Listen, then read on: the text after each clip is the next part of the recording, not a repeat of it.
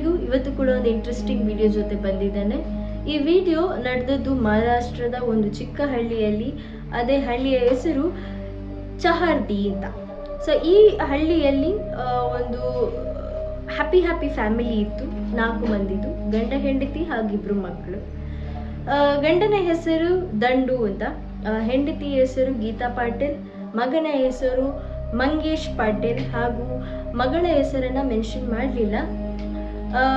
2019 4th of February ಒಂದು ವಿಲೇಜಿನ ಈ ವಿಲೇಜಿನ ಪಕ್ಕದಲ್ಲಿ ಇದ್ದಂತಹ ಕಾಡಿನಲ್ಲಿ ಅಲ್ಲಿಯ ಲೋಕಲ್ಸ್ ಅವರಿಗೆ ಒಂದು ಕಾಲು ನೋಡಲು ಸಿಗ್ತದೆ.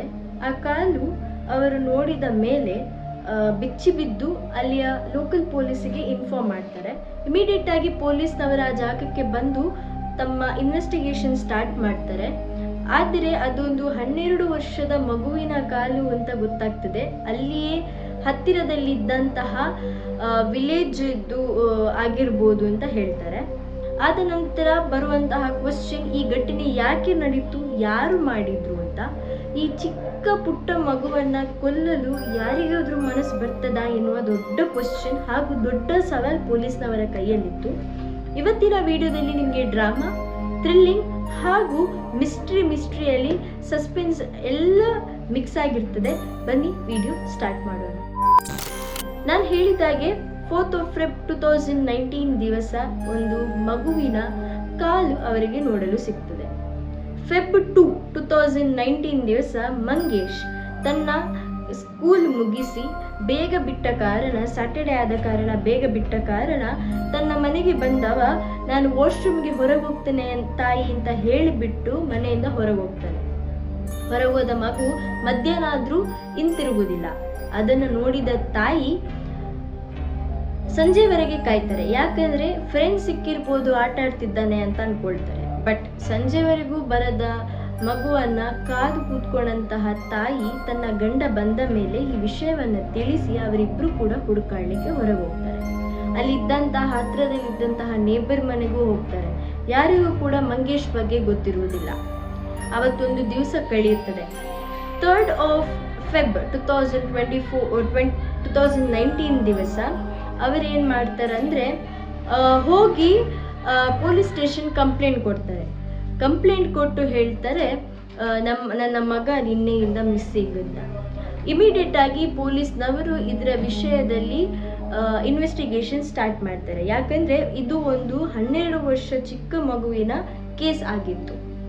ಮೊದಲು ಪೊಲೀಸ್ನವರು ಅಲ್ಲಿ ಇದ್ದಂತಹ ನೇಬರ್ಸ್ ಅವರ ಹತ್ರ ಎಲ್ಲ ಕೇಳ್ತಾರೆ. ಬಟ್ ನೇಬರ್ಸ್ನವರು ಅಲ್ಲಿ ಇದ್ದದ್ದು ಇವರದೇ ಫ್ಯಾಮಿಲಿ ಮೆಂಬರ್ಸ್ ಆಗಿರ್ತಾರೆ, ರಿಲೇಟಿವ್ಸ್ ಆಗಿರ್ತಾರೆ. ಹಾಗೂ ಇನ್ನೊಂದು ಕತೆ ಏನಂದ್ರೆ, ಇವರು ಪೊಲೀಸ್ನವರು ಇನ್ವೆಸ್ಟಿಗೇಟ್ ಮಾಡುವಾಗ ಅವರಿಗೆ ಇವನ ಬಗ್ಗೆ ಯಾವುದೇ ಕ್ಲೂ ಸಿಗುವುದಿಲ್ಲ. 3rd February 2019 ದಿವಸ ಇನ್ವೆಸ್ಟಿಗೇಟ್ ಮಾಡುವಾಗ ಅಲ್ಲಿ ಎಲ್ಲ ಇದ್ದ ಹತ್ರ ಜಾಗದಲ್ಲಿ ಎಲ್ಲ ಕಡೆ ಸರ್ಚ್ ಮಾಡ್ತಾರೆ. ಆದ್ರೆ ಅವನ ಬಗ್ಗೆ ಯಾವುದೇ ಕ್ಲೂ ಸಿಗುವುದಿಲ್ಲ. ಅವತ್ತಿನ ದಿವಸ ಕಳೀತದೆ. 4th of Feb 2019 ದಿವಸ ಅಲ್ಲಿಯ ಲೋಕಲ್ಸ್ ಅವರು ಆ ಪಕ್ಕದ ಕಾಡಿಗೆ ಹೋಗುವಾಗ ಅವರಿಗೆ ದೂರದಲ್ಲಿ ಒಂದು ರೈಟ್ ಲೆಗ್ ಕಾಣ್ತದೆ.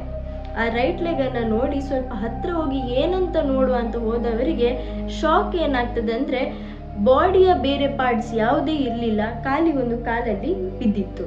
ಅದನ್ನು ನೋಡಿದ ಲೋಕಲ್ಸ್ ಅಲ್ಲಿಯ ನಿಯರ್ ಬೈ ಪೊಲೀಸ್ ಸ್ಟೇಷನ್ಗೆ ಕಾಲ್ ಮಾಡಿ ಇನ್ಫಾರ್ಮ್ ಮಾಡ್ತಾರೆ.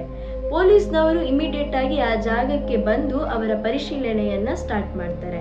ಇನ್ವೆಸ್ಟಿಗೇಷನ್ ಸ್ಟಾರ್ಟ್ ಮಾಡುವಾಗ ಆ ಒಂದು ಬಾಡಿ ಪಾರ್ಟ್ ಇಲ್ಲಿದ್ದ ಕಾರಣ ಬೇರೆ ಬಾಡಿ ಪಾರ್ಟ್ಸ್ ಕೂಡ ಹತ್ರದಲ್ಲಿ ಇರ್ಬೋದು ಅಂತ ಕಂಪ್ಲೀಟ್ ಆಗಿ ಫಾರೆಸ್ಟ್ ಅನ್ನು ಸರ್ಕ್ಯುಲೇಟ್ ಮಾಡ್ತಾರೆ. ಮಾಡ್ತಿದ್ದಂತಹ ಪೊಲೀಸ್ನವರಿಗೆ ಬಾಡಿ ಪಾರ್ಟ್ ಸಿಗ್ತದೆ, ಆದ್ರೆ ತಲೆ ಸಿಗುವುದಿಲ್ಲ. ಆದ್ರೂ ಕೂಡ ಇದು ಮಂಗೇಶ್ ಆಗಿರ್ಬೋದು ಅಂತ ತನ್ನ ತಂದೆ ತಾಯಿಯನ್ನ ಕರೆದು ಅವರ ಬಾಡಿಯನ್ನ ಐಡೆಂಟಿಫಿಕೇಶನ್ಗೆ ಕರೀತಾರೆ. ಐಡೆಂಟಿಫೈ ಮಾಡಿದಂತಹ ತಂದೆ ತಾಯಿ ಅದು ಮಂಗೇಶ್ ಇದೆ ಬಾಡಿ ಅಂತ ಹೇಳ್ತಾರೆ. ಮಂಗೇಶಿನ ಬಾಡಿ ಸಿಕ್ಕಿದ ನಂತರ ಅಲ್ಲಿಗೆ ಒಂದು ಕೇಸ್ ಸಾಲ್ವ್ ಆಗ್ತದೆ. ಏನಂದ್ರೆ, ಆತ ಮಿಸ್ಸಿಂಗ್ ಆಗಿರ್ಲಿಲ್ಲ, ಬಟ್ ಆತ ಕೊಲೆಯಾಗಿದ್ದ ಎಂದು.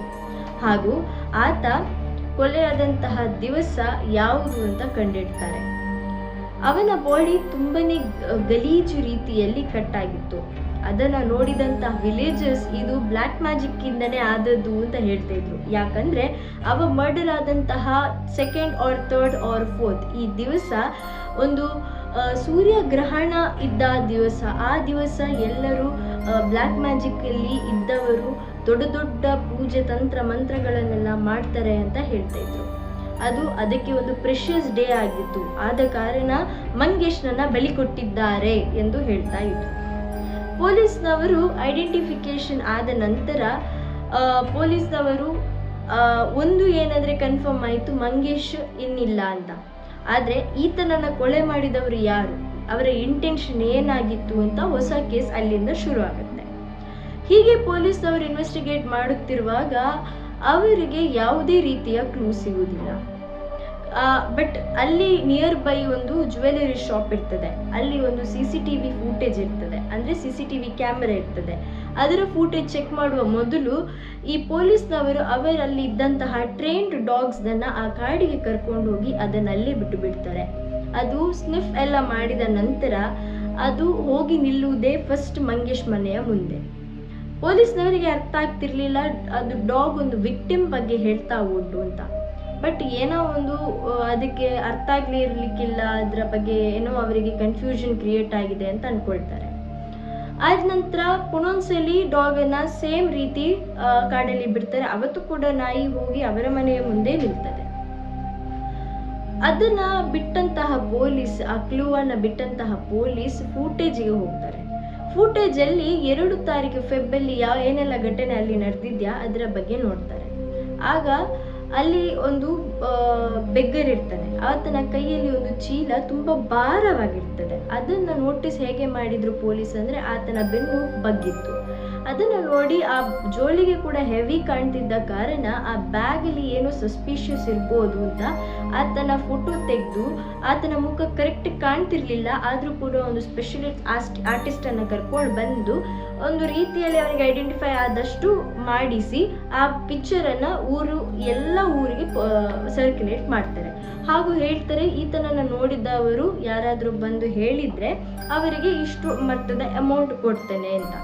ಇದಾದ ನಂತರ ಅವರು ಏನು ಮಾಡ್ತಾರಂದ್ರೆ ಸ್ವಲ್ಪ ಸಮಯ ಕಾಯ್ತಾರೆ. ಸ್ವಲ್ಪ ದಿವಸ ಕಾಯ್ದ ಮೇಲೂ ಕೂಡ ಅವರಿಗೆ ಯಾವ ರೀತಿಯ ಇನ್ಫಾರ್ಮೇಶನ್ ಸಿಗುವುದಿಲ್ಲ.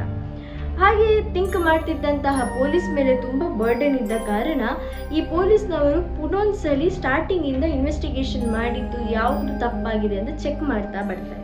ಯಾವುದಾದ್ರು ಕ್ಲೂ ಬಿಟ್ಟಿದ್ದೇವಾ ಅಂತ ಚೆಕ್ ಮಾಡ್ತಾ ಬರುವಾಗ ಅವರಿಗೆ ತಲೆಗೆ ಬಂದಂತಹ ಕ್ಲೂ ಒಂದೇ, ಅವರ ನಾಯಿ ಹೋಗಿ ಮಂಗೇಶ್ ಮನೆ ಹತ್ತಿರ ನಿಂತದ್ದು. ನಾವು ಎಲ್ಲಾ ರೀತಿಯ ಇನ್ವೆಸ್ಟಿಗೇಟ್ ಮಾಡುವಾಗ ತನ್ನವರ ಮನೆಯವರನ್ನೇ ಬಿಡುವುದಿಲ್ಲ, ಬಟ್ ಈ ಕೇಸಲ್ಲಿ ಯಾಕೆ ನಾವು ಮನೆಯವರನ್ನ ಬಿಟ್ಟಿದ್ದೇವೆ ಅಂತ ಥಿಂಕ್ ಮಾಡಿದಂತಹ ಪೊಲೀಸ್ ಫಸ್ಟ್ ಹೋಗಿ ಚೆಕ್ ಮಾಡುವುದೇ ಮಂಗೇಶ್ ಅವರ ಮನೆ. ಮಂಗೇಶ್ ಅವನ ಮನೆ ಚೆಕ್ ಮಾಡುವಾಗ ಅವರಿಗೆ ಅಲ್ಲೂ ಕೂಡ ಡಿಸಪಾಯಿಂಟ್ ಆಗ್ತದೆ, ಯಾಕಂದ್ರೆ ಯಾವುದೇ ರೀತಿಯ ಕ್ಲೂ ಸಿಗಲಿಲ್ಲ. ಅದನ್ನು ನೋಡಿದಂತಹ ಪೊಲೀಸ್ ಏನ್ ಮಾಡ್ತಾರೆ ಅಂದ್ರೆ, ತಂದೆ ತಾಯಿ ಯಾರ ಹತ್ರ ಮಾತಾಡ್ತಾರೆ, ಮನೆಗೆ ಯಾರು ಬರ್ತಾರೆ, ಅವ್ರ ಕಾಲ್ ಹತ್ರ ಜಾಸ್ತಿ ಯಾರ ಹತ್ರ ಮಾತಾಡ್ತಾರೆ, ಇದ್ರ ಬಗ್ಗೆ ಎಲ್ಲ ಡೀಟೇಲ್ಸ್ ತೆಗಿತಾರೆ. ಆ ಟೈಮಲ್ಲಿ ಬಂದಂತಹ ಹೆಸರು ಸಮಾಧಾನ್ ಪಾಟೀಲ್ ಅಂತ. ಸಮಾಧಾನ್ ಪಾಟೀಲ್ ಅವನ ಹೆಸರು ಬಂದ ತಕ್ಷಣ ಸಮಾಧಾನ್ ಪಾಟೀಲ್ ಕ್ವಶನಿಂಗಿಗೆ ಕರ್ಕೊಂಡು ಹೋದಂತಹ ಪೊಲೀಸ್ ಕೇಳೋ ಕ್ವಶನಿಗೆ ಆನ್ಸರ್ ಕೊಟ್ಟದು ಆತ ಅವರ ರಿಲೇಟಿವ್ ಅಂತ. ಅವರು ಅಂಕಲ್ ಆಂಟಿ ಬೀಳ್ತಾರೆ ನಂಗೆ ಅಂತ. ಅದನ್ನು ಕೇಳಿದಂಥ ಪೊಲೀಸ್ ಅಲ್ಲಿ ಕೂಡ ಅವರಿಗೆ ಏನು ಕ್ಲೂ ಸಿಗದ ಕಾರಣ ಸಮಾಧಾನ್ ಪಾಟೀಲ್ನ ಬಿಟ್ಟು ಕಳಿಸ್ತಾರೆ. ಬಟ್ ಅವನ ಮೇಲೊಂದು ಕಣ್ಣಿಟ್ಟಿರ್ತಾರೆ. ಅವ ಯಾವಾಗ್ಲೂ ಮನೆಗೆ ಬರ್ತಿದ್ದ, ಆಂಟಿಯವರ ಮನೆಗೆ ಬರ್ತಿದ್ದ ಹೌದು, ಆದ್ರೆ ತನ್ನ ಗೀತನ ಮನೆಗೆ ಬರ್ತಿರುವಾಗ ಗೀತ ಗೊತ್ತಲ್ಲ, ಮಂಗೇಶ್ ಮರ್ಡರ್ ಆದ ಮಗುವಿನ ತಾಯಿ ಗೀತಾ ಅವರ ಮನೆಗೆ ಬರುವ ಸಮಯ ಯಾವುದಂದ್ರೆ ತನ್ನ ಗಂಡ ಹೊರಗೆ ಹೋದ ಟೈಮಲ್ಲಿ, ಮಕ್ಕಳು ಶಾಲೆಗೆ ಹೋದ ಟೈಮಲ್ಲಿ ಸಮಾಧಾನ್ ಪಾಟೀಲ್ ಬಂದು ಹೋಗ್ತಿದ್ದ. ಸೊ ಸಮಾಧಾನ್ ಪಾಟೀಲ್ ಬಂದು ಹೋಗ್ತಿದ್ದದನ್ನ ನೋಡಿ ಅವರು ಹೀಗೆ ಇನ್ವೆಸ್ಟಿಗೇಷನ್ ಮಾಡ್ತಿರುವಾಗ ಎಲ್ಲ ಮಿಸ್ ಔಟ್ ಆದ ಕಾರಣ ಸಮಾಧಾನ್ ಪಾಟೀಲ್ ನೋಡಿದ ಪೊಲೀಸ್ನವರು ಜಸ್ಟ್ ಒಂದು ಕಲ್ಲು ಬಿಸಾಡ್ತಾರೆ ಬೈ ಟೆಲ್ಲಿಂಗ್ ದ್ಯಾಟ್ ನಿನ್ನ ಬಗ್ಗೆ ಎಲ್ಲ ಗೊತ್ತಾಯ್ತು, ನೀನೇ ಮಂಗೇಶನ್ನ ಕೊಂದದು ಅಂತ, ನೀನೀಗ ನಿನ್ನಾಗೆ ಬಾಯಿ ಬಿಟ್ರೆ ಒಳ್ಳೇದಿಲ್ಲದಿದ್ದರೆ ನಮ್ಮ ಸ್ಟೈಲಲ್ಲಿ ನಾವು ನಿಮಗೆ ಕಳಿಸ್ತೇವೆ ಅಂತ ಹೇಳ್ತಾರೆ. ಅದನ್ನ ಕೇಳಿದ ಸಮಾಧಾನ್ ಪಾಟೀಲ್ ಶಾಕ್ ಆಗಿ ಹೇಳ್ತಾನೆ, ಈ ಕೇಸಲ್ಲಿ ನಾನು ಒಬ್ಬನೇ ಅಲ್ಲ, ನನ್ನ ಜೊತೆ ಇನ್ನೂ ಇಬ್ಬರಿದ್ದಾರೆ ಅಂತ. ಅದೇ ರಾಜೇಂದ್ರ ಪಾಟೀಲ್ ಅಂತ, ಆತ Samadhan Patil close friend. And third ಯಾರಂದ್ರೆ ವಿಕ್ಟಿಮ್ ಮಂಗೇಶ್ ಅವರ ತಾಯಿ ಗೀತಾ. ಇವರು ಮೂವರು ಸೇರಿ ಕೊಂದದ್ದು. ಇದನ್ನ ಕೇಳಿದಂತಹ ಪೊಲೀಸ್ ಇಮಿಡಿಯೇಟ್ ಆಗಿ ರಾಜೇಂದ್ರ ಪಾಟೀಲ್ ಹಾಗೂ ಸಮಾಧಾನ್ ಪಾಟೀಲ್ ಹಾಗೂ ಗೀತಾ ಪಾಟೀಲ್ನನ್ನ ಕಸ್ಟಡಿಗೆ ತಗೊಳ್ತಾರೆ. ಅವರ ಹತ್ರ ಇನ್ವೆಸ್ಟಿಗೇಟ್ ಮಾಡುವಾಗ ಬಂದಂತಹ ವಿಷಯ ಏನಂದ್ರೆ, ಸಮಾಧಾನ್ ಪಾಟೀಲ್ ಯಾವಾಗ್ಲೂ ಮನೆಗೆ ಬರ್ತಿರುವಾಗ ಗೀತಾ ಮತ್ತೆ ಅವನ ನಡುವಲ್ಲಿ ಒಂದು ಸಂಬಂಧ ಸ್ಟಾರ್ಟ್ ಆಗ್ತದೆ. ಅದು ಮ್ಯೂಚುವಲ್ ಅಫೇರ್ ವರೆಗೆ ಹೋಗ್ತದೆ. ಹಾಗೆ ಇದ್ದಂತಹ ಸಮಾಧಾನ್ ಪಾಟೀಲ್ ಹಾಗೂ ಗೀತಾ ಪಾಟೀಲ್ ನಡುವಲ್ಲಿ ಇದ್ದಂತಹ ಸಂಬಂಧ ಈತ ಹೋಗಿ ರಾಜೇಂದ್ರ ಪಾಟೀಲ್ ಹತ್ರ ಹೇಳ್ತಿದ್ದ. ರಾಜೇಂದ್ರ ಪಾಟೀಲ್ ಹೇಳಿದೇನಂದ್ರೆ, ನಂಗೂ ಆಕೆ ಬಿಡ್ತಾಳ ಅಂತ. ಅದನ್ನ ಹೋಗಿ ಸಮಾಧಾನ್ ಪಾಟೀಲ್ ಗೀತಾ ಪಾಟೀಲ್ಗೆ ಹೇಳ್ತಾನೆ. ಗೀತಾ ಪಾಟೀಲ್ ಏನ್ ಮಾಡ್ತಾರೆ, ಅದಕ್ಕೂ ಓಕೆ ಹೇಳ್ತಾರೆ. ಸೊ ಮ್ಯೂಚುವಲ್ ಅಫೇರ್ ಇದ್ದದ್ದು ಸಮಾಧಾನ್ ಪಾಟೀಲ್ ಜೊತೆ ಕೂಡ, ಹಾಗೂ ಸೆಕ್ಷುವಲ್ ಅಫೇರ್ ಇದ್ದದ್ದು ಸಮಾಧಾನ್ ಪಾಟೀಲ್ ಹತ್ರ ಕೂಡ, ಇವನ್ ರಾಜೇಂದ್ರ ಪಾಟೀಲ್ ಹತ್ರ ಕೂಡ ಇವರ ಹತ್ರ ಸಂಬಂಧ ಇತ್ತು. ಒಂದು ದಿವಸ ಸಮಾಧಾನ್ ಪಾಟೀಲ್ ಬಂದು ಹೋದ್ರೆ ಇನ್ನೊಂದು ದಿವಸ ರಾಜೇಂದ್ರ ಪಾಟೀಲ್ ಬರ್ತಿದ್ದ. ಇಲ್ಲದಿದ್ರೆ ಇವರಿಬ್ರು ಕೂಡ ಹೋಗ್ತಾ ಇತ್ತು. ಸೊ ಇವರ ನಡುವಲ್ಲಿ ಈ ತರಹದ ಒಂದು ಲವ್ ಟ್ರಯಾಂಗಲ್ ಸ್ಟಾರ್ಟ್ ಆದ ಕಾರಣ ಇದರ ನಂತರ ಇವರೇನ್ ಮಾಡ್ತಾರಂದ್ರೆ, ಅವತ್ತಿನ ದಿವಸ ಅಂದ್ರೆ 2nd of Feb 2019 ದಿವಸ ಮಂಗೇಶ್ ಸ್ಕೂಲಿಂದ ಬೇಗ ಬಂದವ. ಅಲ್ಲಿಂದ ಮನೆಗೆ ಹೋಗಿ ಮನೆಯಿಂದ ವಾಶ್ರೂಮ್ಗೆ ಹೋಗಿ ರಿಟರ್ನ್ ಬರುವಾಗ ರಾಜೇಂದ್ರ ಪಾಟೀಲ್ ಜೊತೆ ಈತಳು ಮಲಗಿದ್ದದನ್ನ ಮಂಗೇಶ್ ನೋಡ್ತಾನೆ. ಅದನ್ನ ನೋಡಿದ ಗೀತಾ ಫುಲ್ ಶಾಕ್ ಆಗಿ, ಒಂದು ವೇಳೆ ಹೇಳಿದ್ರೆ ಏನ್ ಮಾಡುದು ಅಂತ ಅಲ್ಲಿ ಇದ್ದಂತಹ ಕೋಲಲ್ಲಿ ತಲೆಗೆ ಒಂದೇ ಪೆಟ್ಟು ಹೊಡಿತಾರೆ. ಅಲ್ಲಿಯೇ ಮಂಗೇಶ್ ಮಟಾಶ್. ಅವ ಸತ್ತೋದ ಅಂತ ಗೊತ್ತಾದ ತಕ್ಷಣ ಗೀತಾ ಸಮಾಧಾನ್ ಪಾಟೀಲ್ಗೆ ಕಾಲ್ ಮಾಡಿ ವಿಷಯ ತಿಳಿಸ್ತಾಳೆ. ಸಮಾಧಾನ್ ಪಾಟೀಲ್ ಬಂದು ಆ ಮಗುವನ್ನ ಒಂದು ಬೆಗ್ಗರ್ ವೇಷ ಹಾಕಿ ಅಲ್ಲಿಂದ ಕರ್ಕೊಂಡು ಹೋಗಿ ಅವನನ್ನ ಕಟ್ ಮಾಡಿ ಆತನ ತಲೆಯನ್ನು ಒಂದು ಕಡೆಯಲ್ಲಿ ಬರಿ ಮಾಡಿ ಬಾಕಿ ಬೇರೆ ಎಲ್ಲ ಪಾರ್ಟ್ಸನ್ನು ಅಲ್ಲಿ ಬಿಸಾಡಿ ಬಂದಿದ್ದ.